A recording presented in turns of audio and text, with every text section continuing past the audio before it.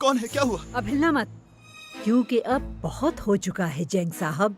अब हिसाब देना होगा, तुमसे ये उम्मीद नहीं थी। क्यों? क्या हुआ एजम? क्या हुआ? मेरी दोस्त के साथ तुमने बेवफाई कैसे की? बेवफाई मैंने किससे की? एजम से नहीं। मुझे सब पता चल गया है, मुकरना मत। छुपे हुए आशिक, मेरे साथ साथ पता नहीं कितनी लड़कियों से फ्लर्ट करते रहे हो तुम। मेरे पास ज्यादा वक्त नहीं है, मैं अभी गेम खेल रहा हूँ। रुको जरा, वो मैसेजेस की बात कर रही हो? क्या हो गया? बहुत हैरत हो रही है ये सुनकर। वो मैसेज किसने किए थे तुम्हें कल? मैंने।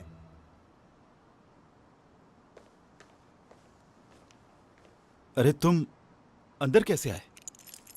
एक और चाबी है मेरे पास। कुछ गलत है क्या इसमें? जो भी हुआ था पूरी बात बताओगे मुझे तुम।